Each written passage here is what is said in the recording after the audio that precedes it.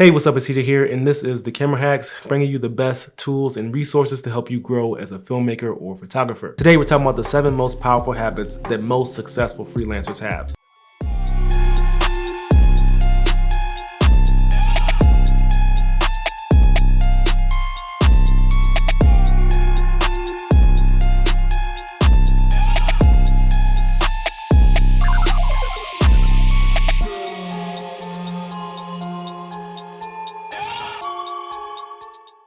It took me a while to learn a lot of these habits, and I'm actually still working on a lot of them to this day. Now, these habits are ones that I've personally seen just make an improvement on my life, on my business, and has gotten me to the point that I am now, where if I do these habits on a consistent basis, I know my business will do well. I know clients will come in. I know I'll get great reviews on my work, and the flow of my work is just really good in the times where I'm implementing these habits. Now, habits are something that you have to really implement into your life. You have to get into a consistent groove of putting these things into play and making sure you're doing them on a consistent basis. One of the things that I like to do is take some of the habits that I want to implement in my life and write them down. When I write them down, I can see it and I kind of set it into stone. This act just helps me clarify what I want to do on a consistent basis and how I want to do it. I guarantee if you implement some of these habits, you'll start to increase your income immediately. Okay, so number 1 is successful freelancers value their relationships. So this is not only about customers, but it's also about business partners. Making sure that you value the quality of the interactions that you have with people. This is one of the biggest things that most entrepreneurs and freelancers kind of overlook. The interactions that you have with people will sell your work more than anything else. Even the interactions that you have with potential business partners will sell you as being the person who they'll call up and say, hey, I need your help with this. Would you like to do it? Or, hey, I have this job that I can't do. Can you do it for me? Building quality partnerships and relationships with people just sells your business better than you can sell it yourself. Yes, your work should sell itself and you should have a good quality product, but you want to make sure that not only the people like your work, they also like you and they actually enjoy working with you. This will make them recommend you to other people and just move your business along that much faster. The second thing that successful freelancers do is they value their time. They focus in and they eliminate all distractions. That means when you're working on something and you are needing to get that thing done, there's no iPhones, there's no iPads, there's no Instagram or Twitter or TikTok. There's no phone calls coming in. They lock in and they just get to work. Most of them have strict schedules that allow them to set aside blocks of time, but they can really focus in on the work that they're trying to do and eliminate all distractions. No TV, no TV shows. Just go in and do the work and be efficient at doing that work. They also don't spend their time doing things that don't really serve them. That means you may have to say no to some things that are not in your plan. If you create a plan or schedule your day, there may be things that arise throughout that day that will throw you off a schedule. You don't want to do those things. You want to make sure that you focus in on the things that you need to do. The third thing that they do is they take swift action and they are decisive. So that means you don't procrastinate, you don't make excuses, and you just don't push things off to the next day. You do them now when they need to get done. Successful freelancers find solutions to problems and don't find excuses to problems. They find reasons why they can and not reasons why they can't. And a lot of times that's the difference between being successful and not being successful. It's just a mindset thing of understanding that there is a way to do it. I just need to find the way that I can do it. And not automatically just writing yourself off and saying that you can't do it. So when they decide to do things, they do them immediately. So that means if you want to start a photography business or start a new branch of your photography business, they do that within 30 days. They make sure that it's done and it's getting started within that 30 days. From my experience, I say 30 days because most of the people who I've been around, they typically work on that kind of schedule. It's like, okay, well, I'm going to get it done by the end of this month. They give themselves deadlines to get things done, and they get them done when they say that they're going to get them done. The only way to be like this is to have clarity in the things that you're doing, to make sure that you understand that, like, these are the things that I want to do, these are the things that I want to accomplish, and this is the way that I get there. And this goes back to just writing things down, making sure that you are clear and you're getting all your thoughts out there onto a piece of paper, onto your computer. Write it down, type it up, make sure that you have a plan, and you ask yourself all the questions that you need to ask so you can have clarity on your direction and where you want to go. This may change over time. Maybe 3 months from now, that needs to have a little bit of tweaking or a little bit of adjustment, and that's okay. But you have to be clear on the direction that you're going, and that way, when day-to-day things come up, you can make quick decisions and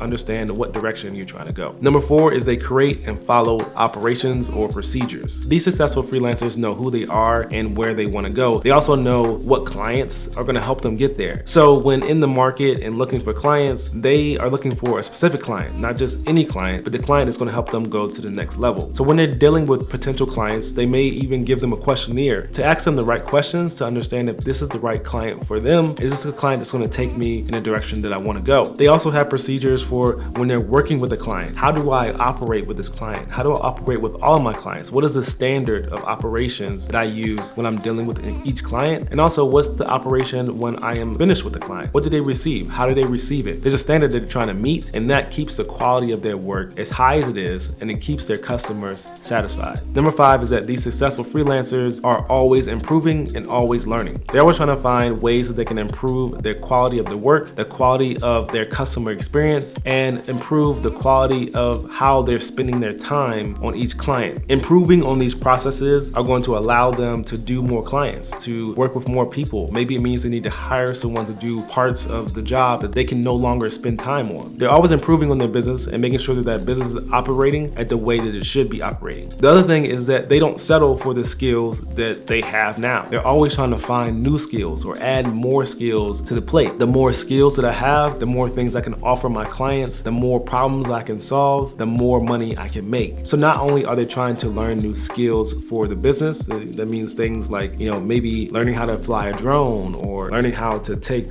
certain types of photos or certain types of video, or learning how to edit in certain ways. They're also learning on the business side. How can I improve my business? How can I do a little bit better at financing? This means reading books. That means, studying and researching, talking to other entrepreneurs or freelancers who are in the industry and seeing how they do it. Just because you have a certain way to do it doesn't mean that you can't improve on what you're doing. Number 6 is because they are learning new skills, they are also expanding their services. That means that they are not only just offering one thing to their clients, they're offering multiple things. This may be monthly memberships or additional services that add more value to the product that they're providing for their clients. This is where going around and asking other people how they do things and just listening to other people and seeing how they operate can give you new ideas of how to operate in your business, how you can add value to your new clients, and how you can make things either quicker or even better. And habit number 7 is they play the long game. This is the most important thing to any entrepreneur or freelancer, is you have to play the long game. This is not a quick fix. This is not a quick buck or the quickest way to 6 figures. No, it's not about that. It's about playing the long game, understanding that the key is consistency, and being consistent in these habits and these daily activities are going to take you to the next level. You may not get there now, but consistency always wins in the long run. The long game is always better. It's always more rewarding, and being disciplined in that action is always going to be the better route to go. So I hope these tips helped you. Let me know in the comments below if you have any questions, and I will see you guys in the next video. Peace.